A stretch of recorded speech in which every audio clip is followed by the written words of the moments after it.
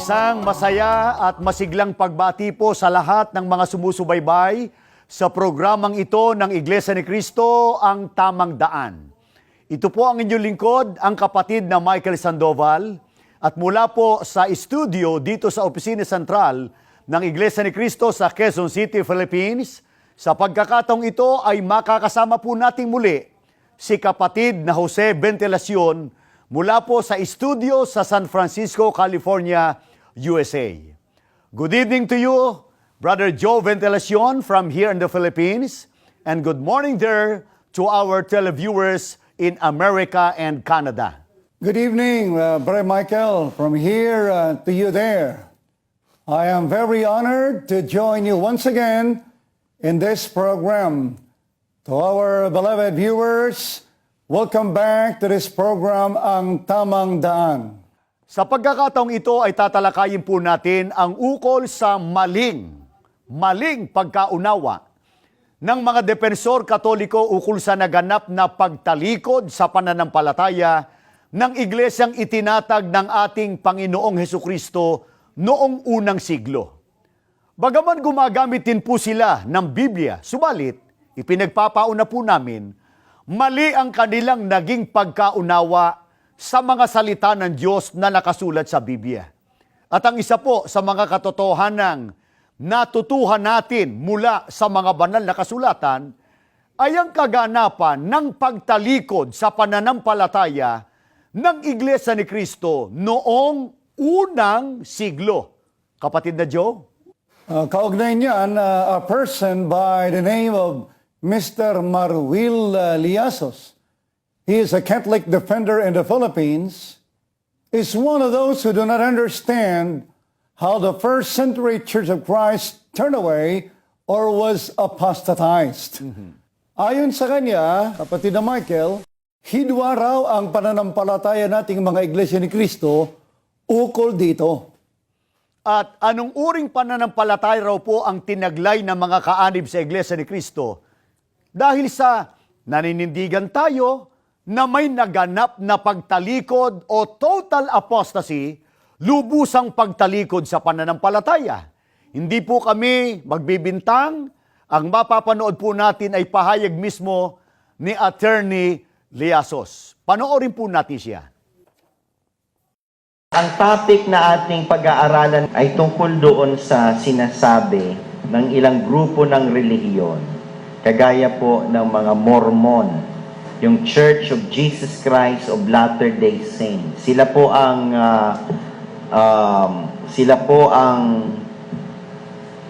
nangaral ng total apostasy. Ibig sabihin ng pagtalikod ng simbahan. At itong pananampalataya naman pong ito ay pinanigundahan at itinataguyod ng hidwang pananampalataya ng Iglesia ni Cristo. Kapatid na Joe, kaya po ba tayo naninindigan na may nangyari o naganap na pagtalikod sa pagkakristyano dahil sa ito ay itinuro lamang ng mga Mormons? Hindi yan, kapatid na Michael, hindi yan ang ating batayan. Kaya tayo na nagtuturo o naniniwalang mayroong pagtalikod sapagkat ito ay pinututunayan hindi lamang ng Biblia o ng banal na kasulatan, kundi maging ng maraming aklat ng kasaysayan. Kaya, hidwang pananampalataya ba ang atin pong pinaninindiganan na may naganap na total apostasy o lubusang pagtalikod sa pananampalataya sa unang iglesia? Hindi po, kapatid na Michael. Ang may hidwang pananampalataya ay ang mga depensor ng Iglesia Katolika. Sila ang may hidwang pananampalataya ukol dito. Kaya, alam po ba ninyo, kapatid na Diyo at mga mahal namin sumusubaybay, na paano kami inalipusta ang Iglesia ni Cristo? Paano kami inalipusta ng depensor ng Iglesia Katolika na si Attorney Liasos sa paninindigan naming may naganap na lubos na pagtalikod sa pananampalataya sa Iglesia ni Cristo noong unang siglo, kapatid na Diyo? Ang gawin natin, ipakinggan po natin ang pang-aalipusta sa atin ni Atty. Liasos. Ito po. Ang sabi nila, oo, no? ang Panginoong Hesus ay nagtatag ng kanyang iglesia. Ngunit, ang iglesyang yan ay natalikod, naglaho, nawala. Ngunit, ito po ay sumulpot muli sa Pilipinas noong 1914 sa pangangaral ng kapatid na Felix Manalo. Oo, tanggap namin ng Iglesia Katolika sa pasimula ang siyang tunay na Iglesia ni Kristo. Kaya lang ito'y natalikod, naglaho na parang bula. Kaya pasalamat tayo mga kapatid, 100 taon na nang muling sumulpot ang tunay na iglesia, ang iglesia ni Kristo sa Punta Santa Ana. Ayan, di ba? Yan ang pananampalataya ng mga sektang yan. Alam po ninyo mga kapatid, para sa akin ho, isa po itong pagkutya sa Panginoong Hesukristo. Ito po ay napakasamang aral. Ito po ay hindi aral ng Kristiyano. Hindi po ito aral ng Biblia, kundi ito po ay tiyak na aral ng demonyo. Hindi po ba sa tono at paraan ng mga pagsasalita ni Attorney Llasos ay halatang-halata ang kanyang pang-iinsulto pag-aglahi sa iglesyang ito na naglilingkod sa inyo?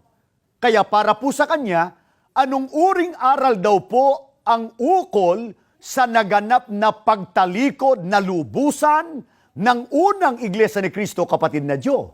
Alam mo, kapatid na Michael, para sa kanya, yung ating itinuturo na may pagtalikod sa unang iglesia, ito raw ay pagkutya sa ating Panginoong Kristo. Hindi lamang yan, ang sabi niya, ito po ay napakasamang aral. Ito po ay hindi aral ng Kristiyano. Hindi po ito aral ng Biblia. Ito raw po ay tiyak na aral ng demonyo. Kapatid na Diyos, sagutin po natin ng punto por punto ang kanyang mga paratang. Paratang. Totoo bang pagkutya sa ating Panginoong Sukristo? Hindi aral Kristiyano. Hindi aral ng Biblia, kundi aral daw po ng demonyo kapag itinuturo natin na natalikod na lubos ang Iglesia ni Kristo noong unang siglo. Ano sagot po natin yan? Alam mo, Pare Michael, if we shall follow his line of argument, susundan natin yung kanyang argumento na yon, lumilitaw na kinukutya ng ating Panginoong Jesucristo ang kanyang sarili at nagtuturo siya ng aral ng demonyo. Dahil siya mismo ang nagpahayag nito. Pakinggan natin ang pahayag ng ating Panginoong Jesucristo sa Mateo 24, ang talatay 10, ganito ang ating mababasa. Maraming tatalikod sa kanilang pananampalataya, mapupuot sa isa't isa, at magkakanulo sa isa't isa. Kaya ito ang tanong natin kay Attorney Llasos. Attorney Llasos, kinutya ba ng ating Panginoong Jesucristo ang kanyang sarili nang ipahayag niya ito? Aral ba ng demonyo yung sinabi ng ating Panginoong Jesucristo na maraming tatalikod sa kanilang pananampalataya? Narito pa sa lupa ang ating Panginoong Jesucristo ay ipinagpauna na niya ang mga bagay na ito sa kanyang mga alagad. Kaya, ipinagpauna rin po ba ng kanyang mga apostol na may magaganap na lubusang pagtalikod sa pananampalataya at paano raw po makikilala ang promotor, mastermind ng magtatalikod sa unang iglesia? Alam mo, kapatid na Michael, yan ay ipinagpauna rin ni Apostol Pablo yung tungkol sa pagtalikod. Basahin natin yung paunang pahayag niya sa unang Timoteo Kapitulo 4, ang mga talatay 1 at saka 3. Ganito ang kanyang sinasabi.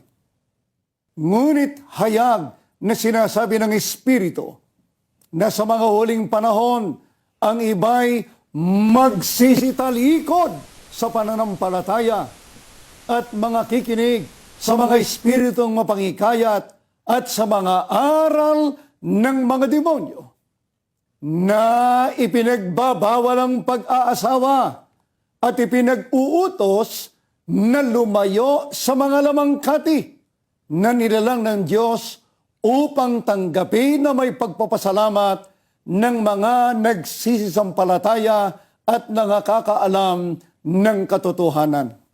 Kaya paano makikilala, ayon kay Apostol Pablo, ang magtatalikod sa pananampalataya ng unang iglesia?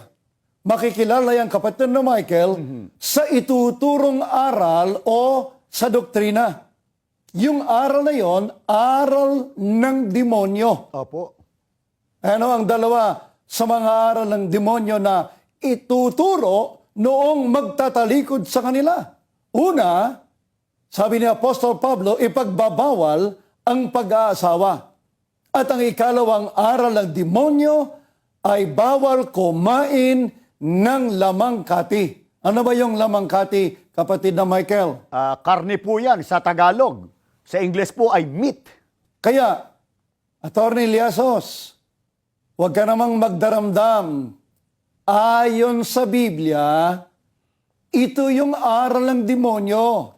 Ang aral ng demonyo, uulitin natin, bawal mag-asawa, bawal kumain ng lamangkati o karni.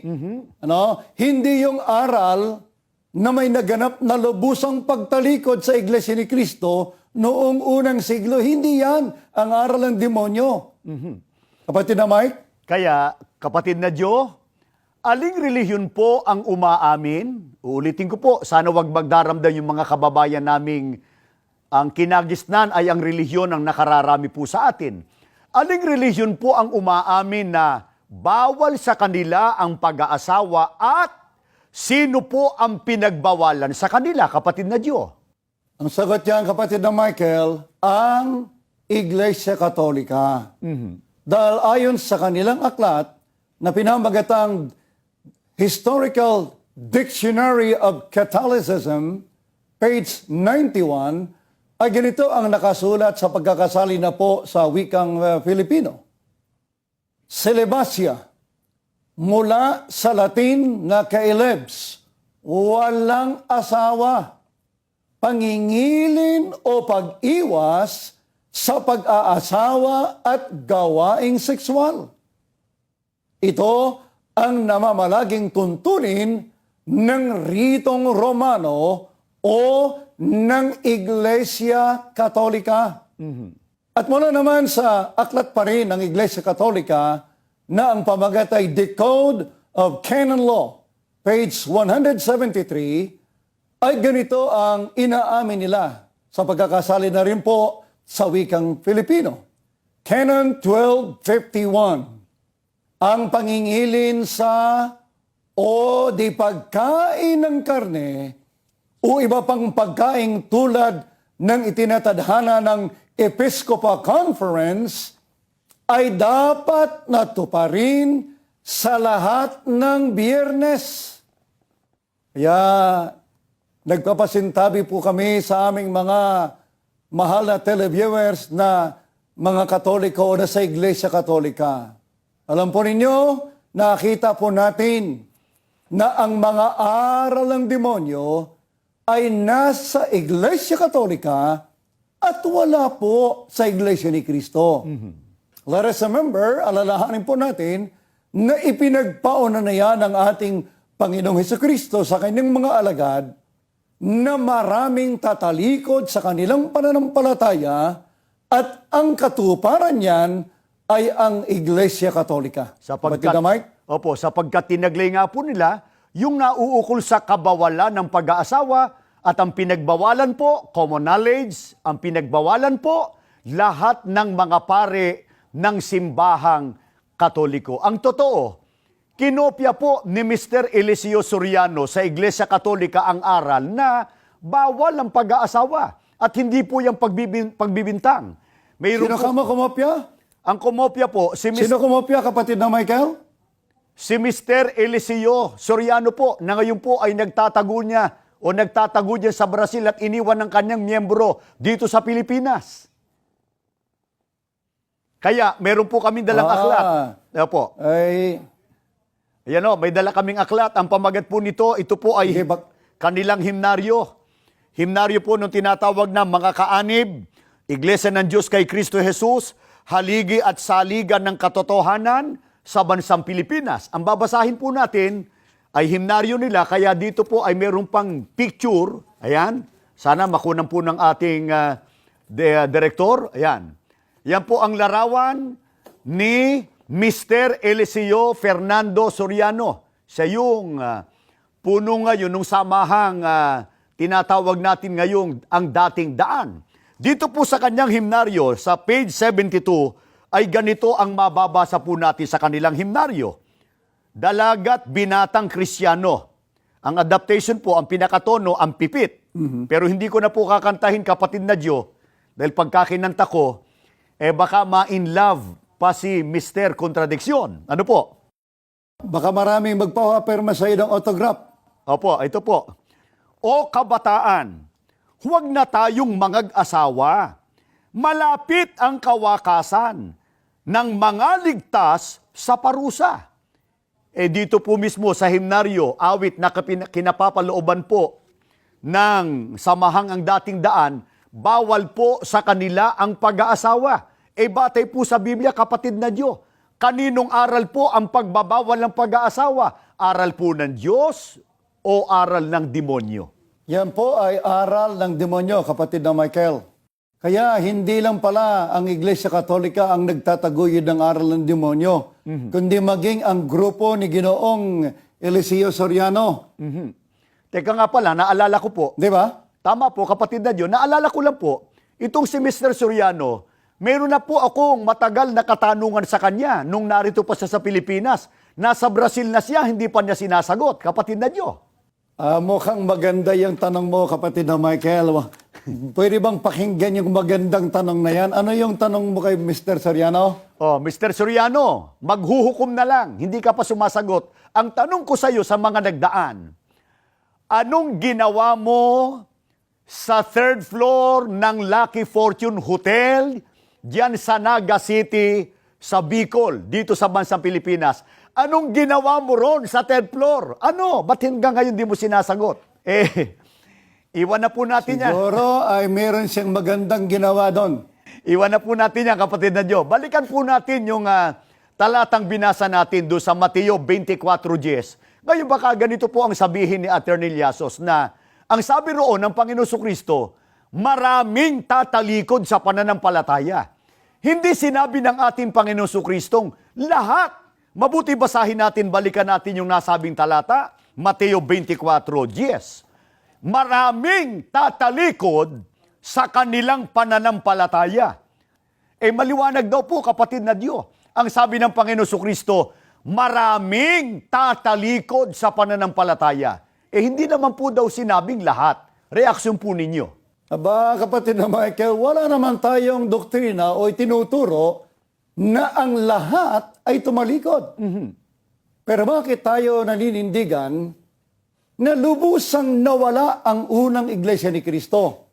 Ang binasa mo ay Mateo 24:10. Ang babasahin ko naman ay yung talatang 9 na ganito ang sinasabi ng ating Panginoong Kristo. Ito po, ang sabi niya, kung magkagayoy, ibibigay kayo sa kapighatian at kayo'y papatayin. Kaya, ang mga natalikod sa pananampalataya ay yung mga hindi nakapanindigan.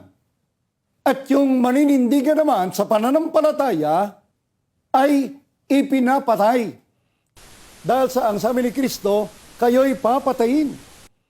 Ano po ang katunayang may naganap na pagpatay sa mga nanindigan sa tamang aral sa panahon pa po maging ng unang iglesia, kapatid na Diyo? Well, aside from the imperial persecutions in which the Roman emperors killed many Christians, time came that the Roman Catholic Church also was responsible for the killing of many people. And that is according to the book by Abram Manhattan Vatican imperialism on the 20th century.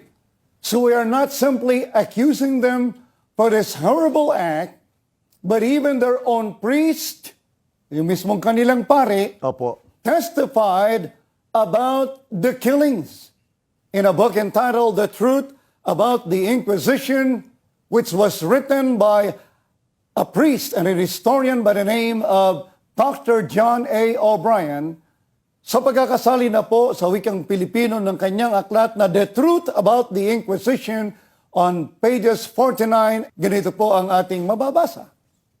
Ang unang batas ng kasaysayan, pahayag ni Papa Leo XIII tulad ng aming binanggit ng nakaraan, ay upang magpahayag ng walang kasinungalingan at upang wag magkaroon ng takot sa pagsasabi ng katotohanan. Bilang pagsang-ayon sa matalinong simulaing yan, tahasa namin kinikilala ang pananagutan ng mga papa sa paggamit ng pagpapahirap at sa pagsunog sa libu-libong mga erehe sa tulos. Ang pagpapahintulot nila sa ganyang malupit at makahayop na pamamaraan ay hindi maitatatuang isa sa pinakamaitim na mga batik sa tala ng banal na tanggapan at mananatili hanggang wakas na isang dahilan ng pagkutya at kahihiyan sa kapapahan. Kahit tapat ang aminin na siya namang nararapat na ang kanilang mga layunin ay mabuti at kanilang pagsusumakit ay para sa kapakanan ng kaluluwa ng biktima, hayaang manatiling pinanindiganan na ang malupit at di makataong pamamaraan na ginamit ay hindi mapasusubalian. Kaya kapatid na Michael, Opo. hindi katakataka na hindi na natin kinagisna ng unang iglesia na itinatag ng ating Panginoong Jesucristo. Sabagat ang mga hindi nakapanindigan ay naitalikod at sumunod sa mga aral ng demonyo. Ang resulta ng naganap na pagtalikod ay ang pagkakaroon ng Iglesia Katolika Apostolika Romana.